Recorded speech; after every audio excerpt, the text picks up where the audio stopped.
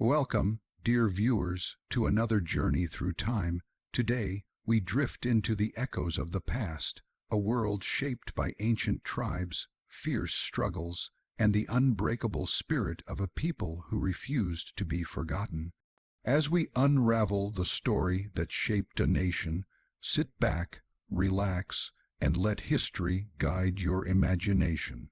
If you love exploring forgotten eras, powerful empires, and the turning points that changed our world, make sure to subscribe and turn on notifications so you never miss an episode from our growing history family.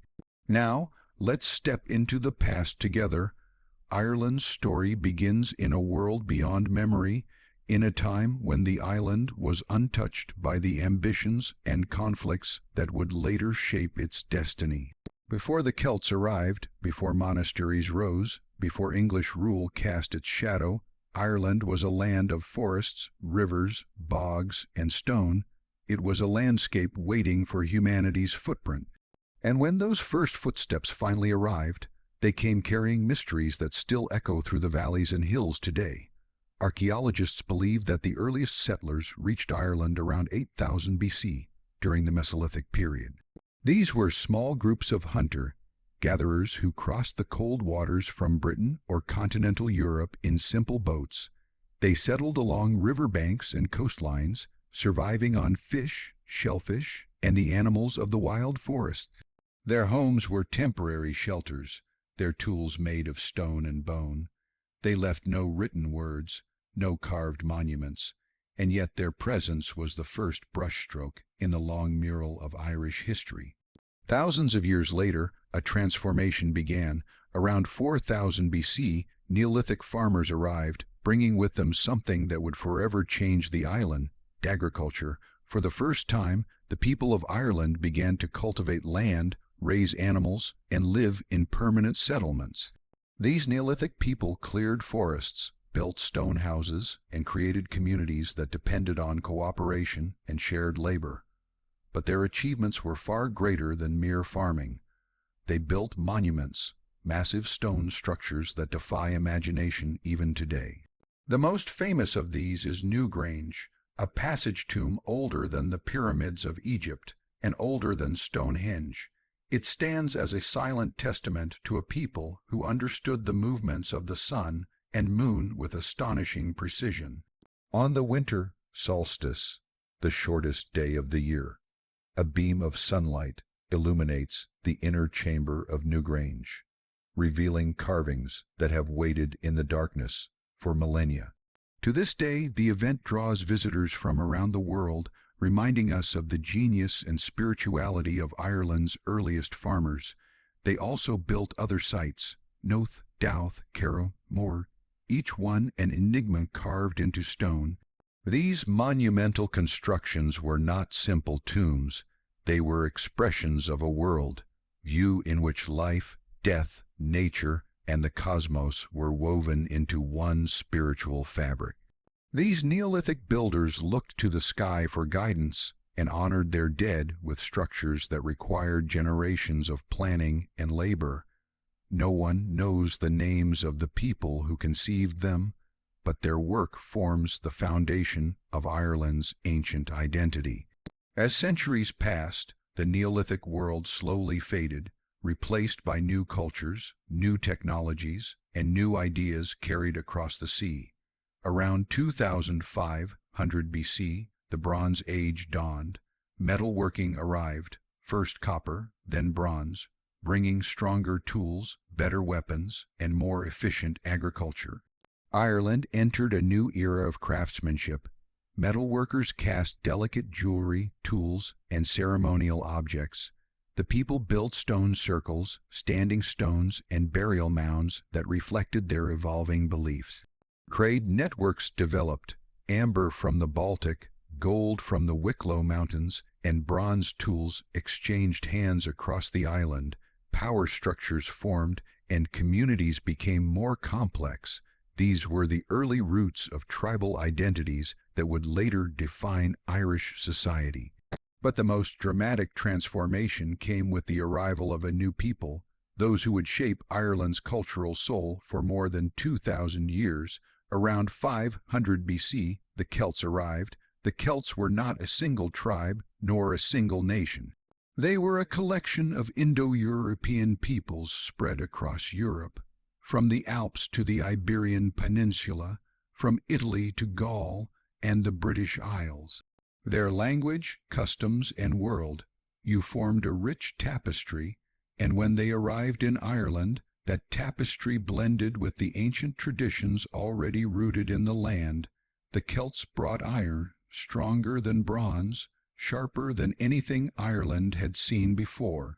They brought new farming techniques, new social structures, and new forms of art marked by swirling patterns, spirals, and knotwork that still define Irish design today. They introduced a warrior culture built on honor, loyalty, and bravery. But perhaps their most lasting contribution was their mythology. Celtic Ireland became a land of stories, of heroes, of gods who walked among men. According to tradition, the island was once the realm of the Tuatha De Danann, a supernatural race of warriors, poets, and sorcerers who later retreated into the hills and mounds, becoming the Shia, or fairy folk, of Irish legend. When the Celts arrived, they merged with these mythological ancestors, blending reality and myth into a single narrative. Their legends gave Ireland a spiritual identity, one that saw nature as alive with meaning and mystery. Celtic society was organized around tribes, each ruled by a rai or king. These kings were not monarchs in the modern sense. They ruled with the consent of their people and could be replaced if they failed in their duties. The land was not owned by kings, but by clans, and loyalty to one's kin was the foundation of Celtic life. At the heart of this society stood a powerful class, the Druids. Druids were more than priests. They were judges, poets, healers, historians, astronomers, and advisors to kings. They held immense influence, for they carried the memory of the people. Celtic tradition was oral. Knowledge was not written down but recited, memorized, and passed across generations through stories, law codes, and ritual chants. A Druid might spend 20 years learning his craft, mastering everything from myths to mathematics. Their presence shaped Celtic beliefs and guided political decisions. War played a central role in Celtic society. Battles were often ritualistic, fought for honor or territory. Warriors decorated their bodies with paint, charged into battle with ferocious courage, and believed that a glorious death secured immortality in the otherworld. Yet the Celts were also skilled farmers, artists, musicians, and storytellers. Their music, played on harps and flutes, carried through festivals that celebrated the cycles of nature: Samhain, Imbolc, Beltane, Lugnus, Ad, festivals still recognized in Irish culture today. Ireland during the Celtic Age was not a single kingdom, but a mosaic of roughly 150 tribes, each with its own customs and territories. Yet there was unity in diversity. They shared a language, Old Irish, and shared spiritual beliefs centered around the natural world. Sacred groves, rivers, hills, and stones were honored as dwellings of gods and ancestral spirits. The land itself was alive, and to mistreat it was to invite misfortune. Out of this world came legendary heroes like Cuchulainn, the Hound of Ulster, whose strength and courage shaped the Ulster cycle, and Fionn mac Cumhaill, leader of the Fianna, whose wisdom and adventure fill the Fenian cycle. These stories were not mere entertainment. They were the psychological foundation of Celtic identity, tales of loyalty, sacrifice, bravery, and the complex relationship between humans and the divine. The Celts also introduced a system of laws known as Brehon law, one of the oldest legal traditions in Europe. These laws emphasized compensation over punishment, fairness over brutality.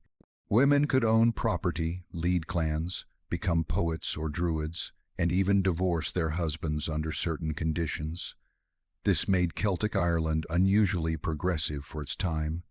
As centuries passed, Celtic culture became deeply rooted in Ireland, shaping every aspect of life. Yet despite their warrior spirit, the Celts did not build empires. They preferred decentralized rule, personal honor, and tribal autonomy. This gave Irish society great cultural richness, but also made the island vulnerable to future invasions. For now, however, Ireland thrived in relative isolation, developing a distinct identity and a vibrant society driven by creativity, spirituality, and tradition. By the time the 1st century AD arrived, the Celts had fully transformed Ireland. They cleared forests for farming, forged alliances through marriage, built hill forts and ring forts, and expanded their influence. Their trade networks connected them to Britain, Gaul, and beyond. Ireland was not isolated. It was part of a broader Celtic world. Yet despite their connections, Ireland remained unconquered by the Roman Empire. While Britain fell under Roman rule, Ireland stayed free. Roman writers referred to the island as Hibernia, describing it as a place of fierce warriors and skilled traders.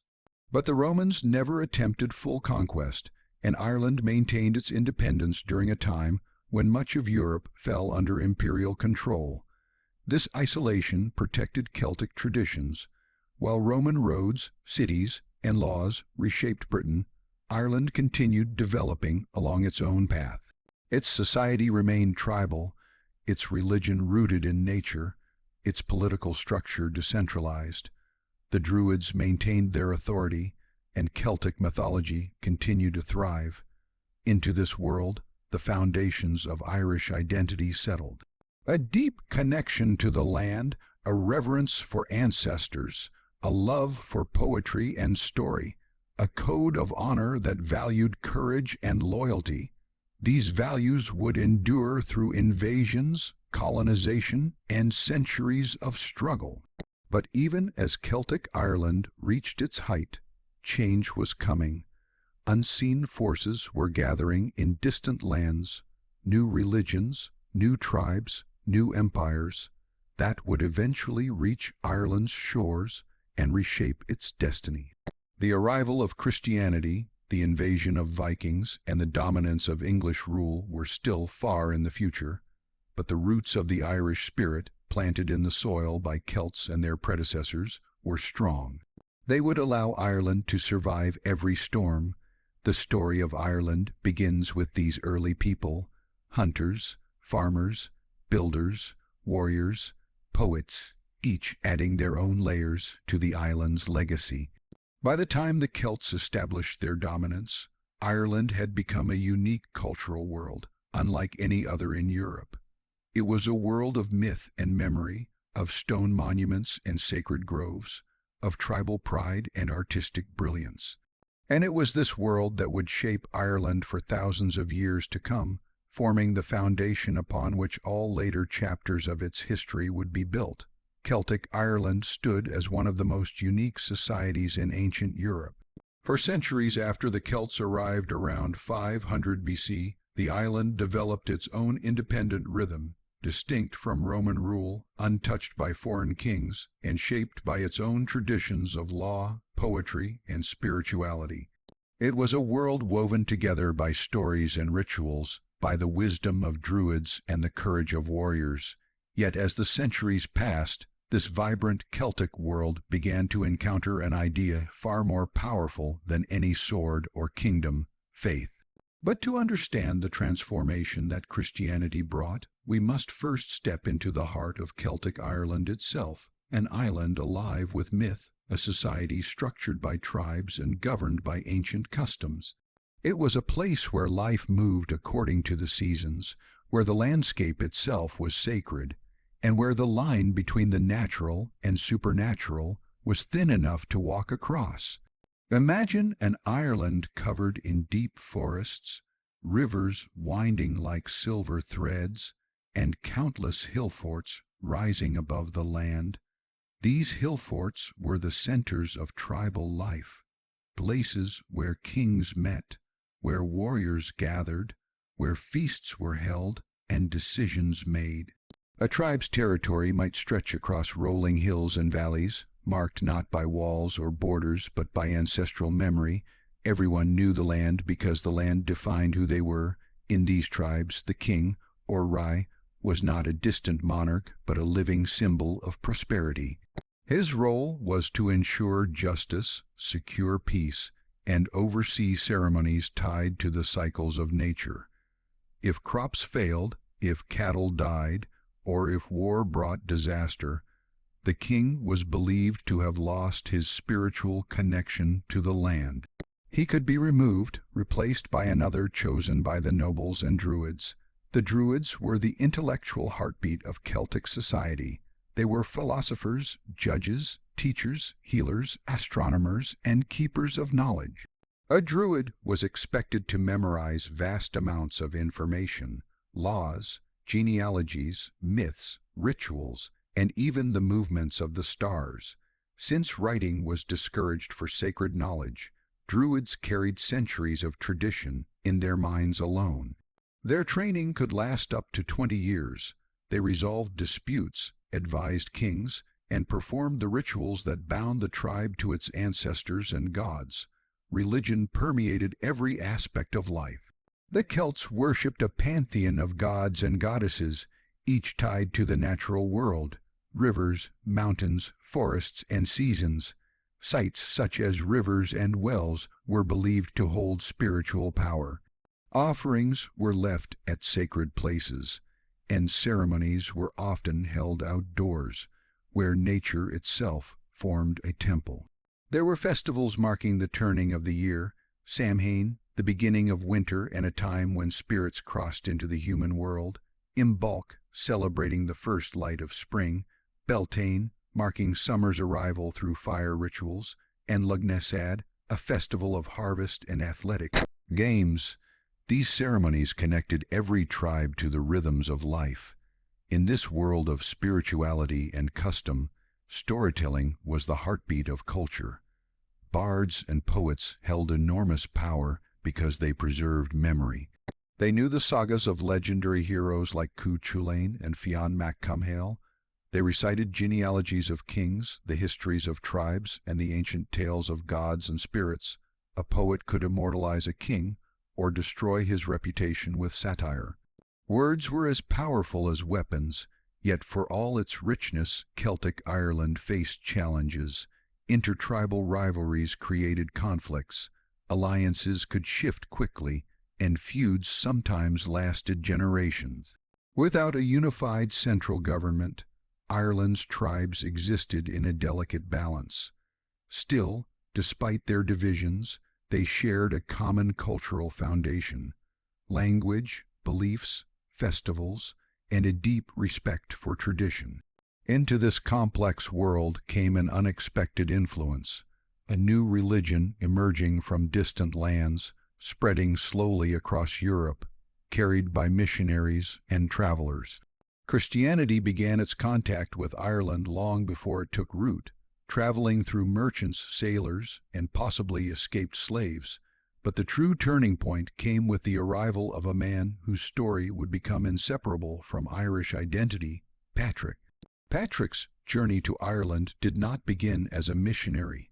It began as a prisoner. Born in Britain during the late Roman period, he grew up in a family of minor officials. But around the age of 16, he was captured by Irish raiders, one of the many groups that crossed the sea to plunder Roman settlements. Taken to Ireland, he became a slave, forced to tend sheep in the lonely hills and forests. For years he lived in isolation, his survival dependent on resilience and faith. In his writings, Patrick describes this captivity as a time of profound spiritual awakening. In the solitude of the fields, he turned to prayer. Eventually, he escaped and returned to his family, but he carried Ireland in his heart and in his dreams. According to his own account, he later received a vision calling him back to the island, not as a slave, but as a messenger of Christianity. When Patrick returned to Ireland around 432 AD, he entered a world that was deeply rooted in its own beliefs. But he also entered a world that respected learning, spiritual authority, and ritual, all elements that allowed Christianity to find acceptance. Patrick was not the first Christian to set foot in Ireland, but he became the most influential. He preached across the island, baptized converts, and built churches on land given to him by local rulers. Patrick's approach was uniquely suited to Ireland. He did not try to erase Celtic culture. Instead, he worked with it. He adapted Christian teachings to fit the rhythms of Irish life. He used familiar symbols and rituals, linking Celtic spirituality to Christian ideas. He spoke to kings and druids with respect, relying on persuasion rather than force. Through patience, resilience, and humility, Patrick planted the seeds of a transformation that would reshape Ireland forever. As Christianity took hold, a new chapter in Irish history began, one characterized not by conquest or destruction, but by creativity, scholarship, and spiritual devotion. Christianity did not replace the past, it built upon it, merging with Celtic tradition in a way that created something entirely new. One of the most remarkable outcomes of this cultural blending was the rise of Irish monasticism. Unlike monasteries in the Roman world, Irish monasteries were not simply places of prayer. They were centers of learning, agriculture, craftsmanship, and community life. Each monastery became a miniature world, a place where monks studied scriptures, copied manuscripts, practiced medicine, taught literature, and preserved histories. These monasteries became vital in preserving knowledge during the centuries when much of Europe fell into turmoil after the collapse of the Western Roman Empire. One of the most famous monasteries was located on the island of Iona, founded by the Irish monk Columba in the 6th century. From this small island off the coast of Scotland, missionaries traveled across Britain and Europe, spreading Christianity and establishing new monastic communities. The influence of Irish monks extended far beyond Ireland itself. They became known as scholars, teachers, and travelers who carried light into places darkened by war and chaos. Irish scribes created some of the most beautiful illuminated manuscripts in history. The Book of Kells, for example, is a masterpiece of Celtic and Christian art, filled with intricate patterns, vivid colors, and elaborate designs that reflect both spiritual devotion and artistic genius. Each page is a world of its own, a celebration of creativity and faith. But beyond art and scholarship, Christianity brought new social structures. The tribal system slowly adapted to new rules of land ownership, alliance, and moral conduct. Monasteries became power centers, often controlling large tracts of land. They influenced politics, economics, and daily life. Yet Christianity did not extinguish the Celtic spirit. It coexisted with older beliefs for centuries. Even as people attended churches, they continued celebrating traditional festivals, preserving customs linked to the natural world. Monks recorded myths and heroic tales, ensuring that stories of the ancient gods and heroes were never forgotten. Instead of suppressing the past, they preserved it, giving future generations access to Ireland's oldest traditions. In this period, Ireland earned its famous title, the land of saints and scholars. It became a beacon of learning in a Europe where war, invasion, and political collapse had destroyed many centers of knowledge. Students traveled from afar to study in Irish monasteries. Irish monks traveled across Europe, founding schools, libraries, and monasteries from Gaul to Germany to Italy. The blending of Celtic culture with Christianity also produced a unique spiritual worldview. Celtic Christianity emphasized nature, community, poetry, and a deep sense of the sacredness of everyday life.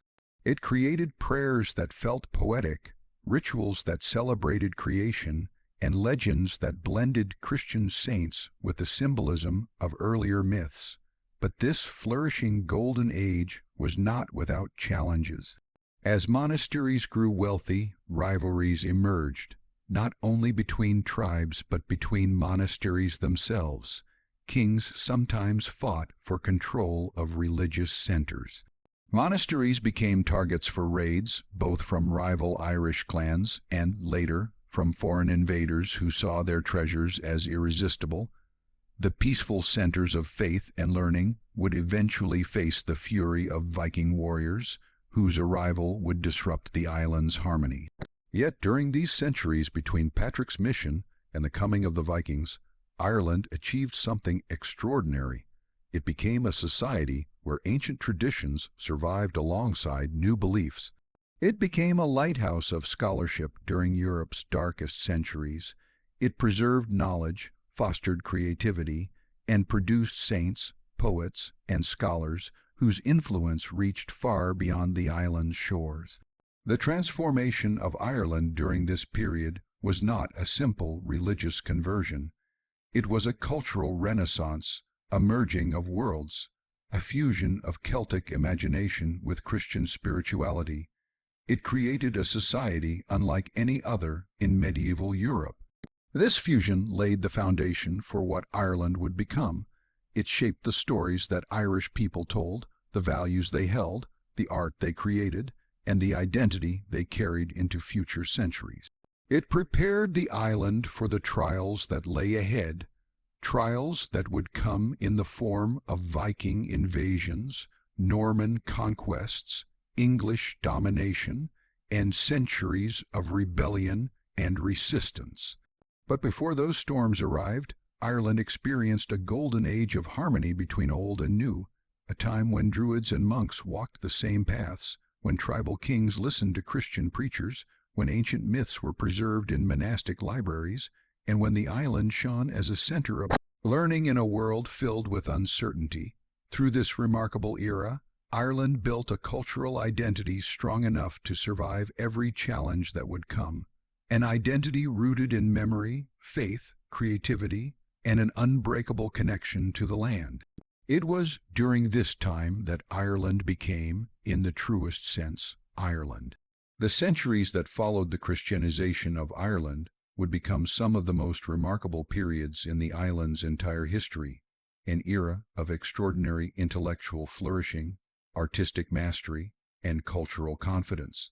Long before the rise of universities across medieval Europe, and even before many continental kingdoms had achieved any degree of stability after the collapse of the Western Roman Empire, Ireland emerged as a shining beacon of scholarship. Monks, scribes, poets, and craftsmen transformed the island into what scholars later called the land of saints and scholars. This was not a simple or sudden transformation. It was the result of a profound cultural blending, a meeting of the old Celtic world with the new Christian order, and the unique circumstances of Ireland's isolation from many of the devastating raids and migrations that shook mainland Europe. To understand how Ireland became an intellectual powerhouse, one must imagine the landscape of early medieval Europe. The Roman Empire had fallen in the West, leaving a patchwork of successor kingdoms struggling with wars, invasions, political fragmentation, and the loss of central institutions that once supported learning. Libraries diminished, schools disappeared, and literacy became scarce outside a small clerical class. But Ireland, never conquered by Rome and relatively untouched by the political turmoil of the continent, evolved differently. The island's tribal society, once centered on warrior prestige and oral tradition, found in Christianity not a replacement for its culture, but a structure that could enhance and preserve it. Christian monasteries took in the ancient Celtic reverence for poetic memory, legal knowledge, and oral lore, and placed it into written form. Monks became the inheritors of both worlds, the guardians of Celtic identity and the agents of Christian transformation. Monasteries were far more than religious centers. They were bustling communities that functioned as schools, scriptoria, farms, craft workshops, and even diplomatic hubs.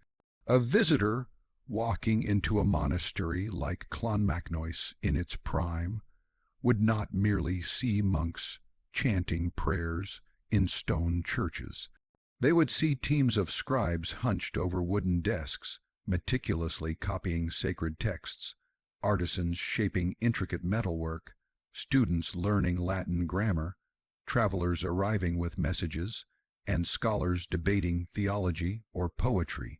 These monasteries were miniature cities of the mind, driven by the Irish love for language, storytelling, and learning. It is within these monastic centers that Ireland produced some of the most breathtaking manuscripts of the medieval world. The practice of illuminating manuscripts, decorating them with vivid colors, gold leaf, and elaborate imagery, was not invented in Ireland, but Irish monks elevated it to unparalleled heights. The Book of Durrow, the Lindisfarne Gospels, and the most famous of all, the Book of Kells, are dazzling examples of this art. Their swirling patterns, intricate Celtic knots, and radiant colors reflect both Christian symbolism and deep-rooted Celtic artistic traditions. These manuscripts were not simply books. They were expressions of a world, where the divine and the natural world intertwined, where every line and color carried spiritual meaning. The monks believed that creating beauty in the service of God was an act of worship, and the result was a body of artwork that continues to astonish historians and artists to this day. But Irish scholarship extended far beyond art. Ireland became a center of linguistic and theological study. Monastic schools taught Latin, Greek, and occasionally even Hebrew. Monks studied the writings of church fathers like Augustine, Jerome, and Gregory the Great. They wrote detailed commentaries on the Bible, created theological treatises, developed systems for calculating the date of Easter, and recorded histories and genealogies. Some of this writing preserved fragments of earlier Celtic myths and legends, placing them into written form for the first time. Without Irish monks, many elements of ancient Gaelic mythology, including early versions of the Tainbo Cuelnge and stories of legendary heroes like Cu Chulainn and Fionn mac Cumhaill, might have been lost forever. Perhaps even more remarkable was the Irish tradition of preserving classical texts. At a time when much of Europe had lost access to works by ancient Greek and Roman authors, Irish monasteries collected, copied, and safeguarded them.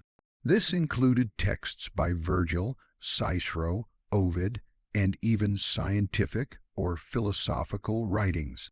While Ireland did not preserve every classical work, we owe much of that preservation to Islamic scholars and to other Christian centers as well.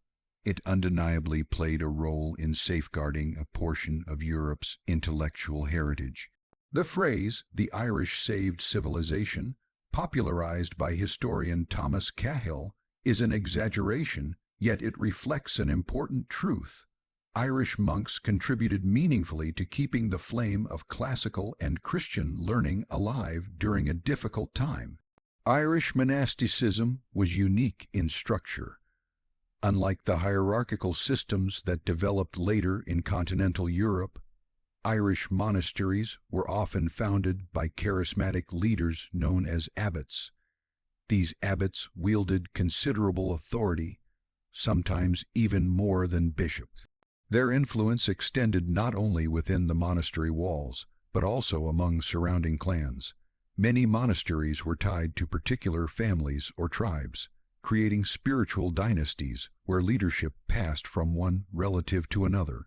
This blending of religious and tribal identity created a distinctive form of Christian community unlike anything found elsewhere. As monasteries grew, so did their connections to the wider world.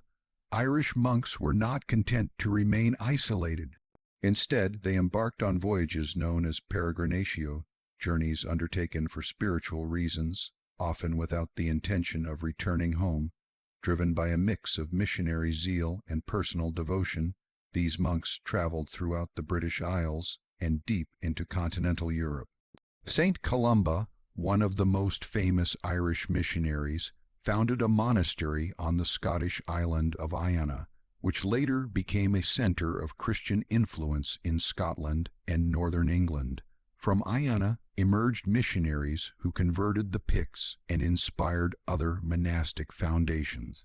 Another renowned figure was Saint Columbanus, who traveled to Gaul, Switzerland, and Italy. He established monasteries at Luxeuil and Bobbio, both of which became major centers of learning and reform.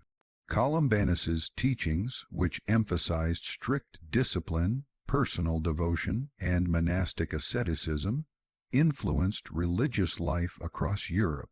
His Latin writings, letters, and sermons documented not only theological debates, but also encounters with kings, bishops, and political turmoil on the continent. Through figures like Columbanus, the Irish monastic revolution spread far beyond its shores. These missionaries brought with them distinct Irish practices, most notably a different method for calculating the date of Easter, a unique style of monastic rule, and a tradition of confession that differed from practices in Rome. While some of these differences created conflicts with continental authorities, they also sparked dialogue and reform. Over time, Irish monasticism integrated with the larger Christian world, but traces of its influence remained visible for centuries. Back home, life in the monasteries was a blend of prayer, labor, study, and artistic creation. The daily rhythm was marked by the ringing of bells, calling monks to liturgical hours that structured their time from early morning to late night. Between these prayers, monks tended fields, crafted manuscripts, cared for livestock, built structures, and welcomed visitors. Many monasteries were economically self-sufficient, producing their own food, textiles, and tools. The simplicity of monastic life did not exclude the presence of beauty. Churches were often decorated with carved stonework, sculpted crosses, and painted images. Wooden structures, though less permanent, were often richly adorned. Yet, despite the peaceful image we often associate with monastic life, this era was not free from conflict. Monasteries could become targets in disputes between rival clans. Control over a wealthy monastery meant influence, resources, and prestige. Some abbots came from elite families and wielded considerable secular power. The boundaries between religious and political spheres were fluid. But even amidst these tensions, the intellectual and artistic output of the monasteries remained extraordinary. One of the great achievements of Irish monks was their system of annals, year-by-year records of important events. These annals documented not only political happenings, but also natural phenomena, battles, dynastic changes, and even unusual occurrences like eclipses or comets. The Annals of Ulster, the Annals of Tigernach, and the Annals of the Four Masters provide historians today with invaluable information about early Irish history. Without these records, much of what we know about Ireland's past would have vanished in the mists of time. In addition to annals, Irish scholars produced a wealth of legal material. The Brehon laws, a complex and highly developed system of early Irish law, were preserved and commented upon in monastic settings. These laws governed marriage, property, compensation, honor price, and countless other aspects of life. They reflect a society that valued fairness, compensation over punishment, and the protection of community harmony. Christian monks did not erase these laws. Instead, they adapted them into the new religious framework, blending old customs with Christian values. The merging of Christian belief with Celtic tradition also produced a rich body of poetry and religious writing. Irish monks wrote hymns, prayers, and poems in both Latin and Old Irish. Some writings reveal a profound appreciation for nature, echoing older Celtic spirituality. A monk might describe the beauty of a stream, the behavior of birds, or the quiet peace of a forest as reflections of divine creation. Marginal notes in manuscript, some humorous, some contemplative, reveal glimpses of daily life. A scribe complaining about the cold, another praising his cat, yet another lamenting the difficulty of copying Latin grammar. These small details humanize the scribes behind the great works. The golden age of learning also saw the rise of Irish metalwork and stone carving. Master craftsmen created ornate chalices, reliquaries, brooches, and bells. The Ardagh chalice and the Tara brooch are masterpieces of detailed metalwork, combining gold, silver, glass, and enamel in swirling Celtic patterns. High crosses, carved with biblical scenes and interlaced designs, stood outside monasteries and served as teaching tools for communities who could not read. These crosses remain among Ireland's most iconic historic monuments. This period of flourishing, however, began to face new challenges toward the end of the 8th century. The arrival of Viking raiders shook the island and brought sudden destruction to many monasteries. Yet even in the face of these raids, Irish monastic culture proved remarkably resilient. Some monasteries fortified their defenses, others relocated inland, still others rebuilt repeatedly after attacks. Over time, Vikings transitioned from raiders to settlers, and Irish and Norse communities interacted, traded, and blended in complex ways. The monastic tradition survived, though it changed as new political and cultural forces emerged. Despite external pressures, the legacy of the monastic Golden Age endured. It shaped Irish identity for generations, preserved vast amounts of knowledge, and influenced Christian culture far beyond Ireland's shores. Even centuries later, when political upheaval and foreign rule swept over the island, the memory of the monks' achievements remained a source of pride and inspiration. The story of this era is a testament to the power of learning, creativity, and spiritual devotion. It shows how a small island on the edge of Europe, far from the old centers of power, could become a beacon of light during one of history's darkest periods. The fusion of Celtic tradition and Christian faith produced a culture unlike any other, a culture that valued wisdom, artistry, and the written word. And although time would bring new trials, the achievements of this golden age would forever remain a defining part of Ireland's historical soul. Ireland's early medieval brilliance, its monasteries, manuscripts, and scholars, stood like a flame burning brightly in the western edge of Europe. But as the centuries passed, that flame faced storms unlike anything the island had ever seen. The arrival of the Vikings marked the first major wave of external pressure, transforming Ireland's political landscape and reshaping the rhythm of everyday life. These Norse raiders, sailors, and traders arrived suddenly in the late 8th century, cutting through the peace of monastic sanctuaries with terrifying speed. Their longships skimmed across the waves, carved dragon heads glinting in the sun, carrying warriors hardened by cold northern seas and driven by the promise of wealth. Ireland's monasteries, centers of learning, craftsmanship, and accumulated treasure became irresistible targets. When the Vikings first landed, their attacks were swift and brutal. They struck at places like Lambay Island, Recru, and later at major monastic centers such as Iona and Clonmacnoise. The monks, who had for generations guarded sacred texts and shared spiritual devotion, now faced warriors who showed little regard for sanctity.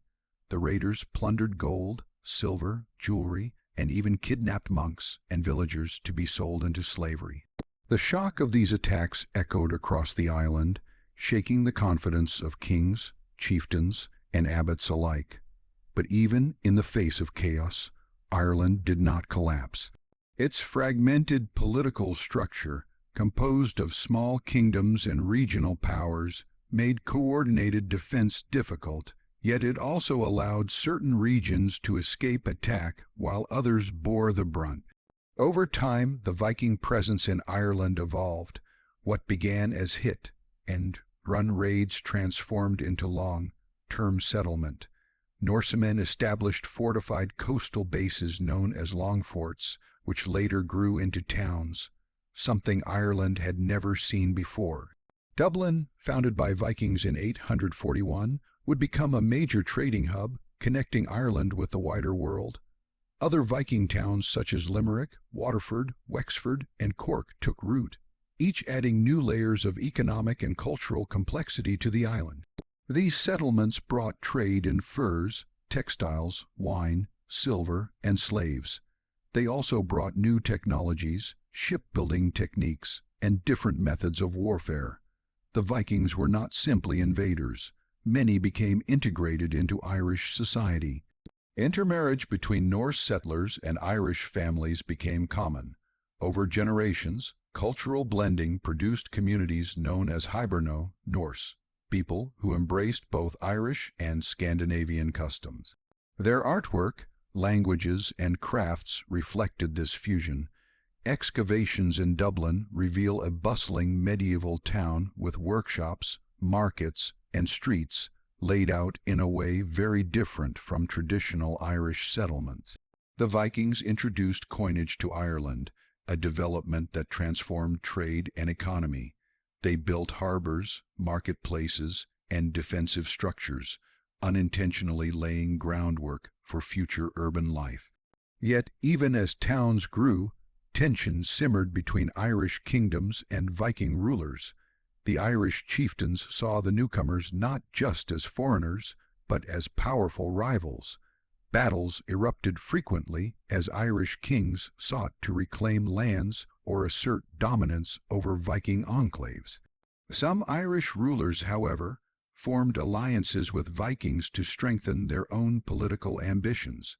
This complicated dance of war, diplomacy, and intermarriage shaped Irish politics for generations.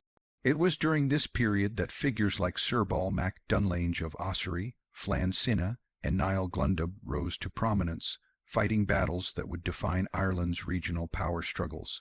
But among all the warriors and kings of this era, one name towers above the rest: Brian Boru. Born into the Dal G. Kais clan in the region of modern-day County Clare, Brian grew up in a time of violence, ambition, and shifting alliances. His family was not initially among Ireland's great dynasties, but through determination, strategic brilliance, and martial skill, Brian transformed them into one of the island's most powerful forces. Brian's rise to power was not simple. It took decades of warfare, negotiation, and political maneuvering. He steadily extended his influence across Munster, challenged older royal lines, and eventually became High King of Ireland. Brian's ambition went beyond mere rule. He sought to unify Ireland in a way no one had successfully done before. For generations, the idea of a single High King had existed more in theory than in practice. Ireland remained a patchwork of competing petty kingdoms, but Brian aimed to bind these regions under a single authority, bringing stability to an island long fractured by internal conflict. His greatest military achievement, and the one that immortalized him in Irish memory, came in 1014 at the Battle of Clontarf. Clontarf was not simply a struggle between Irish and Vikings, as later legends often portray it. It was a complicated conflict involving alliances on both sides, Irish factions fighting other Irish factions, and Vikings supporting different claimants to power. Yet the outcome of the battle left a profound mark on Ireland. Brian Boru's forces won a decisive victory, weakening the power of Viking rulers in Dublin and curbing their political influence. But the victory came at a tragic cost. Brian himself was killed, reportedly in his tent, praying, struck down by a fleeing Norse warrior. His death ended the dream of a fully unified Ireland, but his legend became a symbol of resistance and national pride for centuries. After Clontarf, Viking political power waned, though their cultural and economic impact remained. Dublin and other towns continued to flourish under mixed Norse-Irish leadership. As generations passed, Viking settlers became fully integrated into Irish society.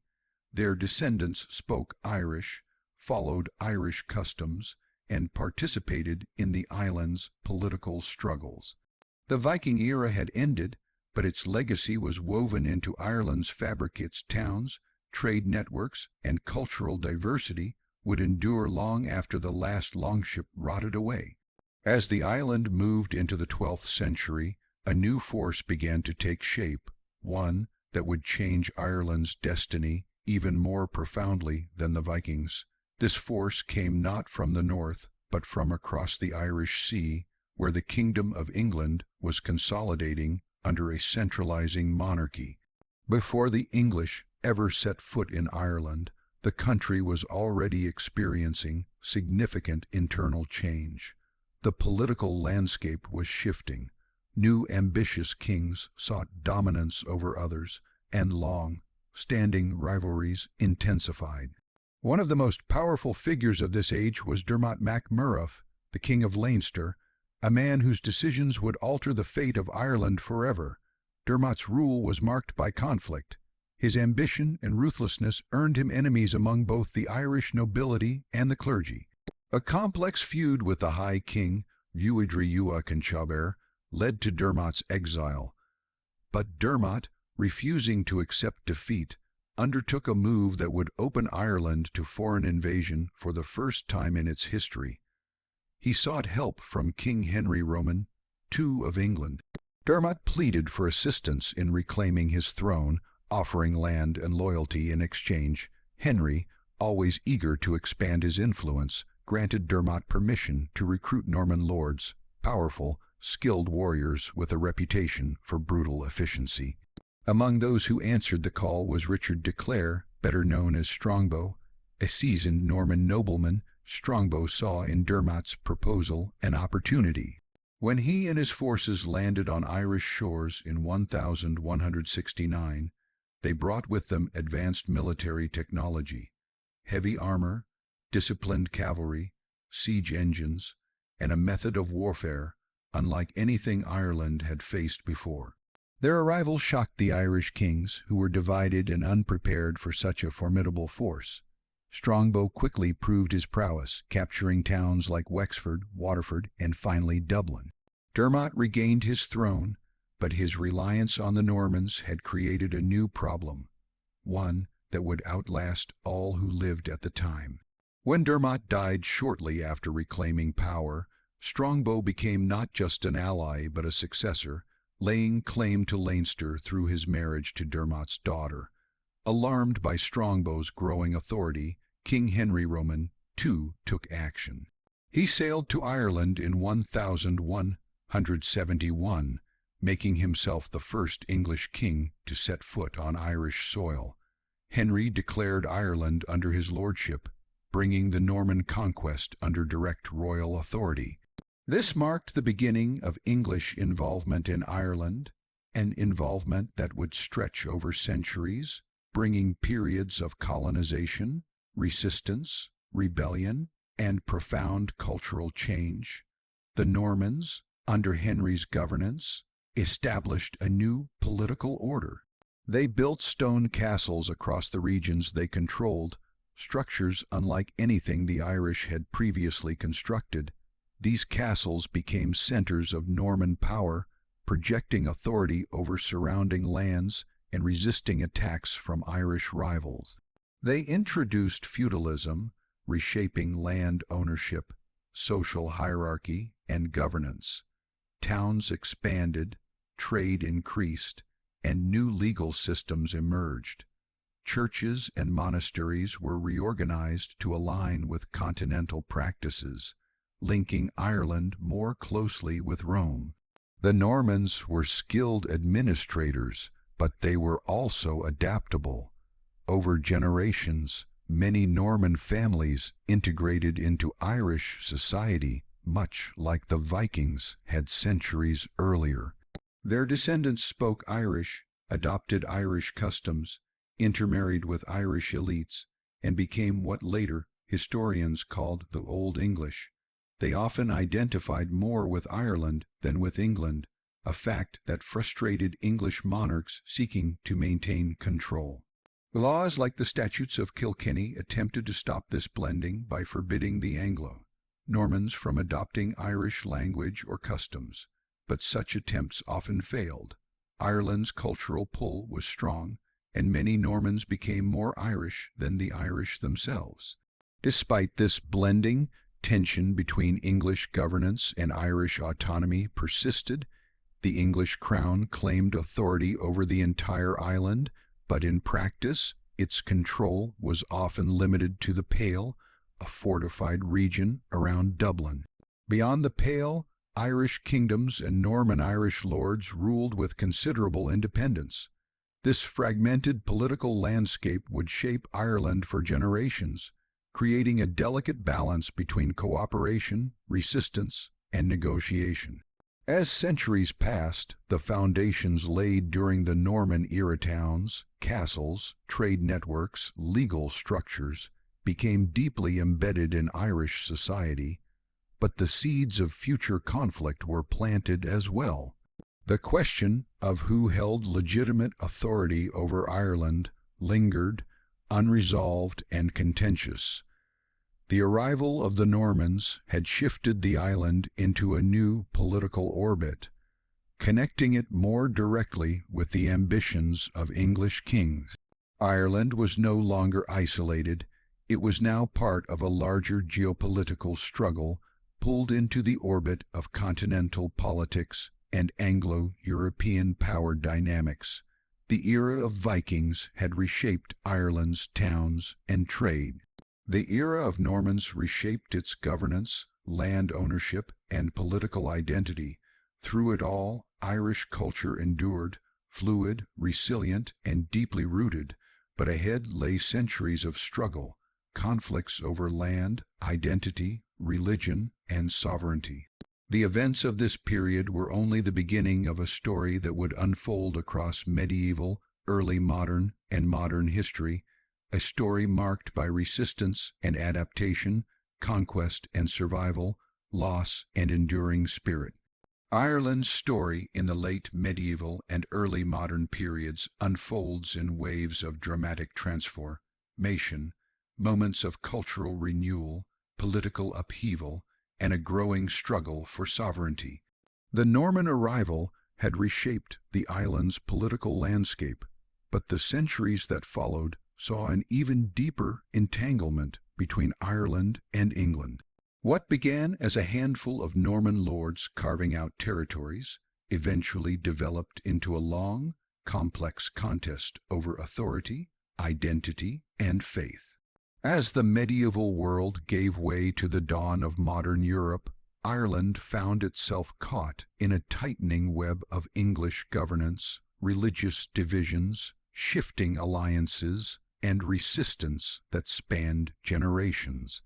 In the aftermath of the Norman conquest, English rule in Ireland was initially strong in theory yet fragile in practice. While kings in London claimed lordship over the entire island, their actual control was usually limited to strategic regions, especially the Pale, a fortified area centered around Dublin. Beyond it stretched a patchwork of Irish kingdoms and semi-autonomous Norman-Irish lordships. Over time, many Norman families became deeply integrated with Irish culture. They adopted the Irish language, forged alliances with local clans, and often behaved as independent rulers rather than loyal English subjects. This blending, known as Gaelicization, frustrated English monarchs who feared losing influence in their claimed territories. The English crown attempted repeatedly to reassert its authority, passing laws such as the Statutes of Kilkenny in 1366, which tried to forbid the adoption of Irish customs by English settlers.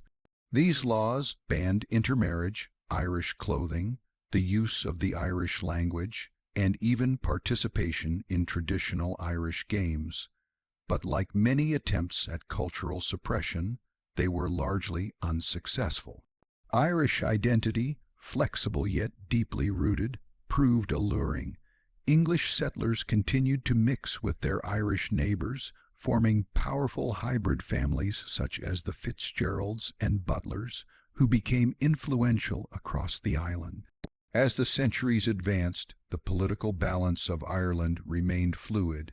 Clans fought for dominance, Norman-Irish families ruled semi-independent territories, and English monarchs struggled to maintain meaningful control. For a time, England had too many concerns elsewhere: wars with France, internal rebellions, the turmoil of the Wars of the Roses, to focus on Ireland. But everything changed in the 16th century when a new force emerged that reshaped Ireland's destiny: the Protestant Reformation.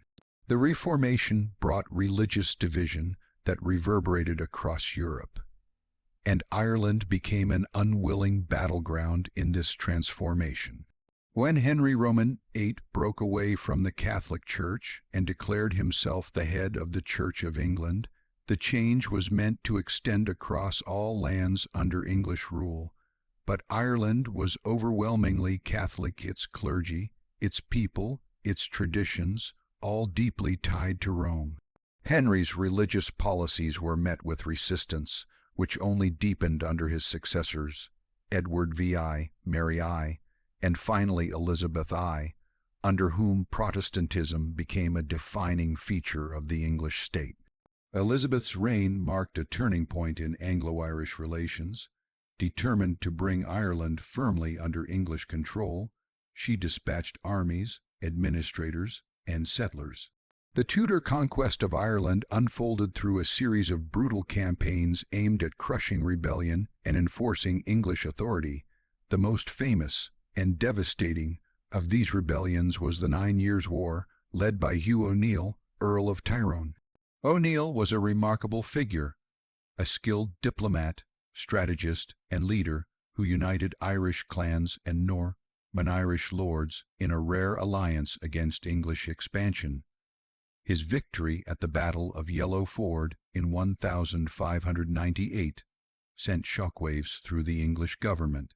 It was one of the worst defeats England suffered in Ireland, yet despite this triumph, the Irish alliance struggled to secure lasting victory. England committed enormous military resources, and the tide eventually turned. At the decisive Battle of Kinsale in 1601, Irish forces, joined by a long-awaited Spanish fleet, faced a well-prepared English army. The defeat at Kinsale crushed Irish hopes of resisting English rule. O'Neill, along with other Irish leaders, fled the country in 1607 in what became known as the Flight of the Earls. This event marked the end of Gaelic Ireland as it had existed for centuries. The old order of chieftains, clan lands, and traditional governance was dismantled. In its place, England sought to impose a new system of land ownership and political authority. The collapse of Gaelic leadership paved the way for one of the most transformative and devastating eras in Irish history, the Plantation period. The English crown seized vast territories, especially in Ulster, which had been home to some of Ireland's most powerful Gaelic families. These lands were redistributed to English and Scottish Protestant settlers, who were encouraged to establish new towns, farms, and fortifications. For the native Irish, this meant displacement, loss of ancestral land, and the beginning of a deep sectarian divide that would echo into the modern era. The Ulster Plantation fundamentally altered the social fabric of the region. Settlers brought with them different languages, legal systems, economic practices, and religious doctrines, Over time, they created communities that were distinct from their Irish neighbors, not just in land ownership, but in cultural identity. These settlers, many of whom were Presbyterian Scots or English Protestants, developed loyalties to the English crown and a suspicion toward the Catholic majority. This mistrust grew over generations, fueling conflicts that would shape centuries of Irish history. As plantations expanded and English control tightened, tensions erupted into violent conflict once again during the mid-17th century. The Irish Rebellion of 1641 became a flashpoint, sparked by anger over land confiscation and religious discrimination. The uprising involved attacks on Protestant settlers, which were later exaggerated and used by English politicians to justify harsh retaliation. The conflict soon merged with the wider wars of the Three Kingdoms, engulfing Ireland in a storm of violence and political chaos. The English Civil War saw royalists, parliamentarians, and Scottish forces each vying for influence in Ireland.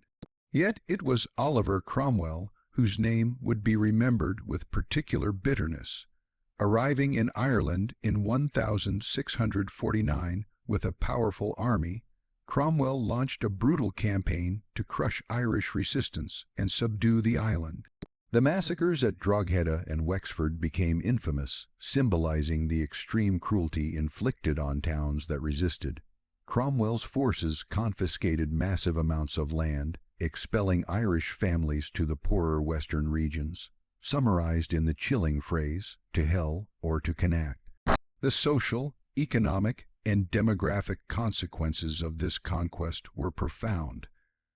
After Cromwell's campaigns, Ireland entered a period of harsh military rule, followed by attempts at reorganization under the Restoration monarchy.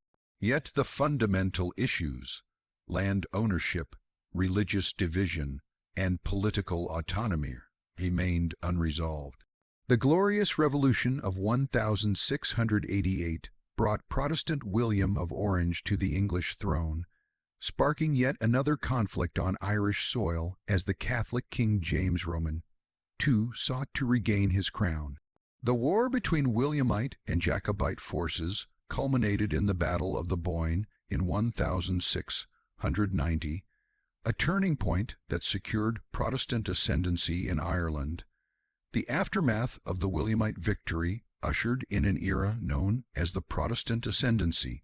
Under this system, political and economic power was concentrated almost entirely in the hands of the Protestant minority. Catholics, who made up the vast majority of Ireland's population, faced a series of penal laws designed to suppress their religion, restrict their rights, and keep them in a subordinate position. They could not hold public office, own firearms, vote, or even receive an education in Catholic schools. Land ownership was severely limited, and inheritance laws weakened Catholic families by dividing property among sons instead of allowing a single heir. While Protestant elites enjoyed wealth and influence, the majority of Irish people lived in poverty, working as tenants on lands they no longer owned. Cultural suppression continued as well. The Irish language declined under pressures of political exclusion and economic hardship. Yet despite these challenges, Irish communities found ways to preserve their faith, traditions, and identity, often in secret or through informal networks. Hedge schools sprang up across the countryside, teaching children to read and write outside the reach of laws that banned Catholic education. Folk traditions, music, and storytelling thrived, keeping cultural memory alive, but resentment simmered. Ireland remained a land divided by religion, by land, by class, and by political loyalty. The 18th century saw growing demands for reform, inspired by Enlightenment ideas and revolutionary movements in America and France. In the late 1700s, the Society of United Irishmen emerged, led by figures like Wolfe Tone. They sought to unite Catholics and Protestants in a shared struggle for independence from British rule. The rebellion of 1798, though ultimately unsuccessful, marked a turning point in Irish political consciousness. It showed that a new national identity was possible, one not limited to clan or religion, but based on the idea of an Irish nation. In the wake of the rebellion, the British government moved to tighten its grip on Ireland even further. In 1801, the Acts of Union formally merged Ireland with Great Britain, creating the United Kingdom of Great Britain and Ireland. Dublin's Parliament was dissolved, and Irish political decisions were now made in London. Though the Union promised equality and economic progress, many Irish people viewed it as another step in the long erosion of their autonomy. The struggle for Catholic emancipation continued into the 19th century, led by Daniel O'Connell, whose mass political mobilization eventually forced the British government to grant Catholics the right to sit in Parliament. Even as Ireland entered the modern age, the legacy of earlier centuries remained deeply embedded in its landscape and collective memory. Land remained the most contentious issue. Generations of dispossession had left Irish farmers vulnerable to exploitation by absentee landlords who demanded high rents while investing little in their tenants' welfare. Poor living conditions, crop failures, and political marginalization converged in the single most devastating event in Irish history, the Great Famine of the 1840s. A potato blight destroyed the main food source for millions, and British government responses were slow, inadequate, and often guided by economic ideology over humanitarian concern. Over 1 million people died. Another million emigrated.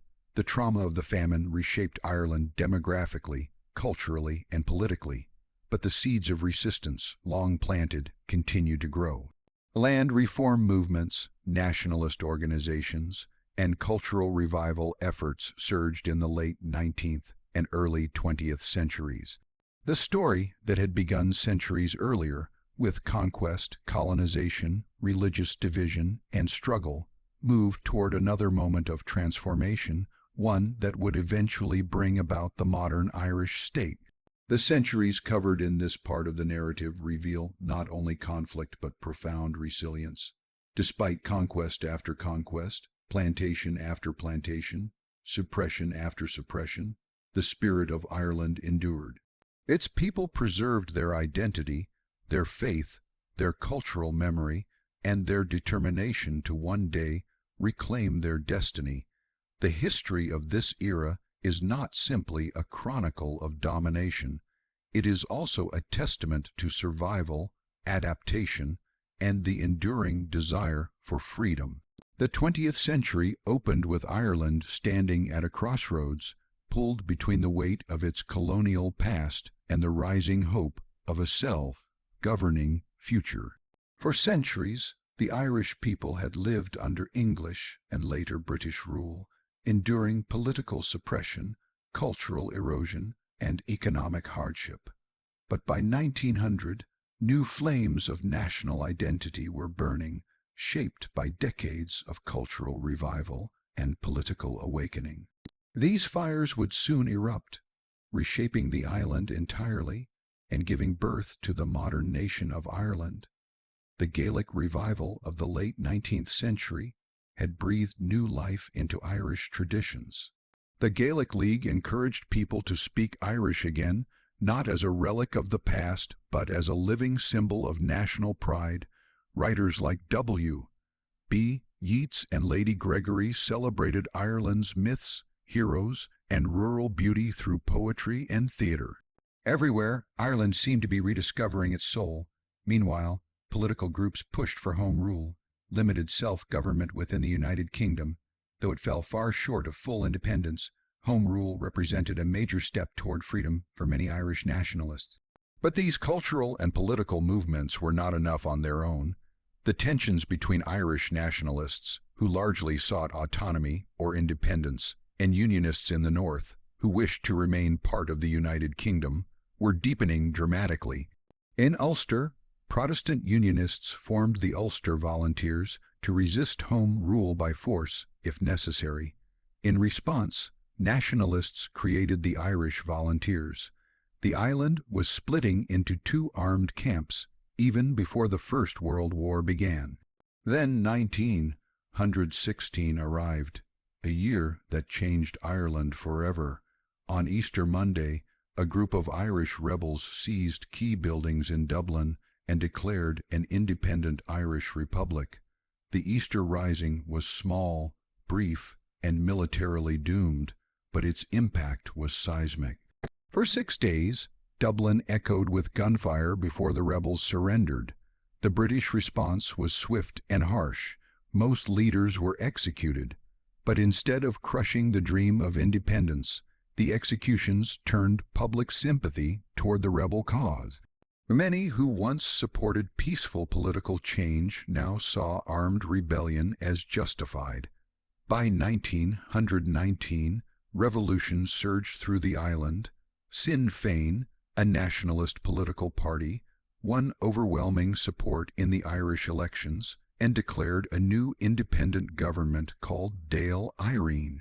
The Irish Republican Army IRA then launched a guerrilla war against British forces. This conflict, known as the Irish War of Independence, was brutal and unpredictable. Ambushes, reprisals, assassinations, and civilian suffering became part of daily life. The British government, struggling to contain the violence, deployed the notorious Black and Tans, whose harsh tactics further fueled Irish anger. In 1921, exhausted and recognizing the war could drag on endlessly, both sides sought a truce. The Anglo-Irish Treaty signed later that year created the Irish Free State, a self-governing dominion within the British Empire, but it came with a heavy cost. Ireland was partitioned. The predominantly Protestant northern counties remained part of the United Kingdom as Northern Ireland. While many celebrated the treaty as a victory, others saw it as a betrayal of the ideal of a fully united, independent republic. This division tore Ireland apart. Former comrades turned enemies as the Irish Civil War erupted in 1922. Pro-treaty forces, supported by the new Free State government, fought against the anti-treaty IRA, who rejected partition and dominion status. The violence was bitter and deeply personal. Brothers fought brothers, friends fought friends. By 1923, the pro-treaty side emerged victorious, but the wounds left by the war would linger for decades. With the Civil War over, the Free State focused on stabilizing itself. Despite economic struggles and lingering political tensions, the new government gradually took control of its own destiny. In 1937, a new constitution renamed the State Era and asserted greater independence. Then, in 1949, Ireland formally became the Republic of Ireland, fully free from British governance. It was the culmination of centuries of struggle, sacrifice, and resilience. But even as the South celebrated independence, the North faced a very different reality. Northern Ireland remained part of the United Kingdom, as its Unionist majority desired. However, its Catholic nationalist minority lived under systematic discrimination in housing, employment, and political power. Over time, frustration and injustice grew into anger. By the 1960s, a civil rights movement emerged, inspired by global calls for equality. Peaceful marches demanded justice, but instead of reform, protesters were often met with hostility and violence. Tensions escalated rapidly. This period spiraled into what became known as the Troubles, a conflict that scarred Northern Ireland for 3 decades. Beginning around 1968 and lasting until 1998, the Troubles pitted Republican groups, most notably the Provisional IRA against Unionist paramilitaries, the Royal Ulster Constabulary, and the British Army. Cities like Belfast and Derry became battlegrounds. Bombings, sectarian killings, riots, and military operations became grim parts of everyday life. Families lived in fear, neighborhoods were divided by walls and checkpoints, and generations grew up knowing only conflict. The Troubles were not simply a war for territory. They repressed